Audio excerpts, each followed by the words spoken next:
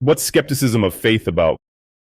Well, it's this book I wrote because at the looking top of it, skepticism and faith are like kind of opposites, right? Totally. Actually, that title came about because I had a couple of interviews on the Joe Show I saw. And the third interview I was on there, I only saw two. Yeah, there were three interviews. On the third time, I remember saying to him that faith was rational. Then he was like, that was the biggest contradiction I've heard on this show.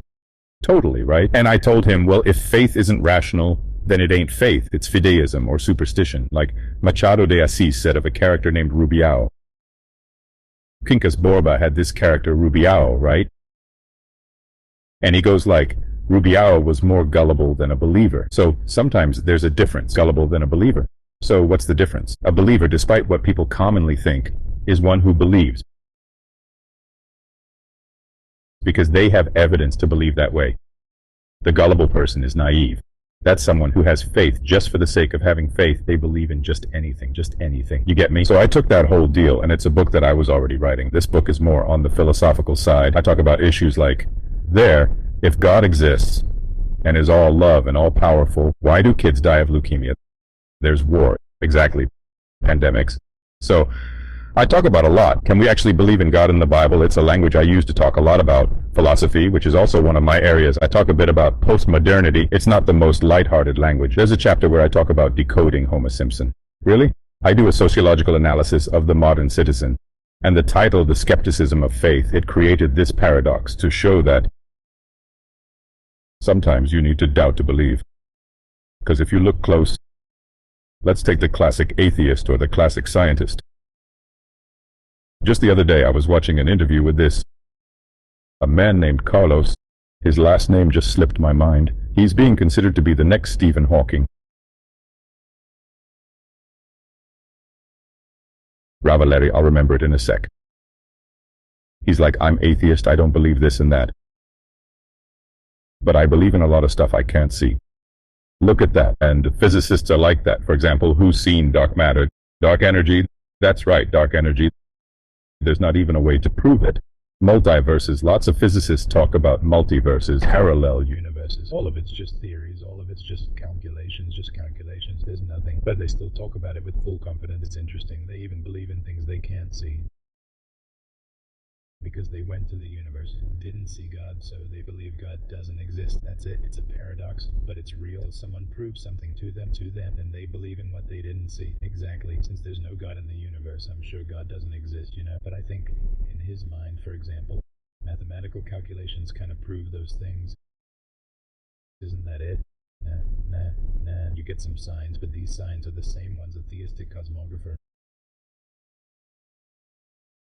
who believes in God will use to tell you, look, the universe shows design. Okay, so we can deduce that there's a creator. To simplify it, this is why I chose that title. Let's say I come here to your studio, which by the way is super cool. I already took some pics here, dude. It's totally psychedelic. There's so much stuff here in every nook and cranny. If that chimp over there disappears, I'm the main suspect. Got it. Now I'm aware it's coming off of there. But let's suppose there was, among your collection here on the floor, a can of dog food. I didn't see the dog, but I can deduce like Vilela has some kind of pet, a dog maybe, in here. A dog. I'm like, but did you see the dog? Nope, but I've got signs that there's one here. I see. An atheist by comparison would think this way. Nah, I didn't see any dog. But what about the dog food? There must be another rational explanation for it being here, but it doesn't mean there's a dog in the house. Unless I see the dog. Unless I see a dog, I can see the food, but it's not a sign there's a dog here. So why is there dog food then? Then he starts coming up with other theories. For instance, Vilela, since here you've got the monkey, the table, a Coca-Cola sign, and that antique-looking fridge. It's just another object. Period, but he doesn't consider the possibility of a dog existing, so he doesn't see God's fingerprints in the universe, even if it seems designed, and insists that God doesn't exist. So how did everything get so well designed? I don't know, we'll know someday. I titled the book, The Skepticism of Faith, especially you see Vilela, because I'm skeptical about believing that certain things are just pure coincidence. Got it? The universe is so well put together, even physicists say that nothing comes from nothing. So if everything began one day, the Big Bang, what was there before?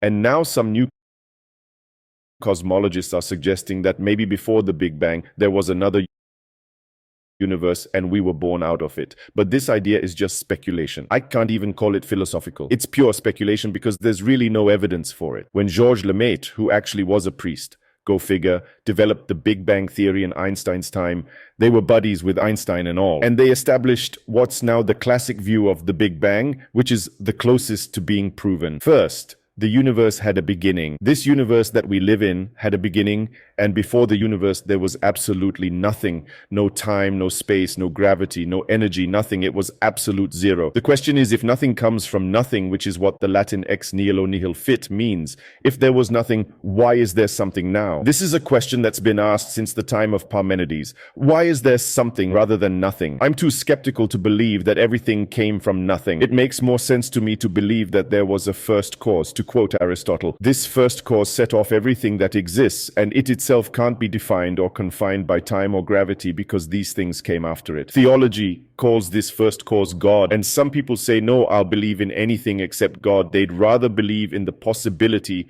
that there was a universe before ours. There's that accordion effect theory, right? The universe expands and contracts, but what's the scientific evidence for it? Absolutely zilch. All we know is that the universe is expanding, that's for sure. So yeah, I'm just as skeptical as the atheist and the scientist, but my skepticism leads me to the first cause while theirs leads them to the possibility of a multiverse or another universe. I mean, am I just talking nonsense here? There are gaps in the heavens, and these heavens are filled with something. You and I, we fill them with God, they fill them with other things, right? But it's not just gaps. This phrase, God of the gaps, it's thrown around, but it's pejorative. It's used in a belittling way, like the believers merely resort to filling spaces with God, and that's a caricature, a crude simplification, because there's also chance. I could be talking to you and I could knock over this glass and it would break. It's not a miracle, neither the devil nor God knocked it over. So it really is a caricature way of talking about faith. I don't believe in God simply as a filler for gaps. Logic allows me to fill those gaps in a rational way. My hypothesis is a theocentric one, the hypothesis of God.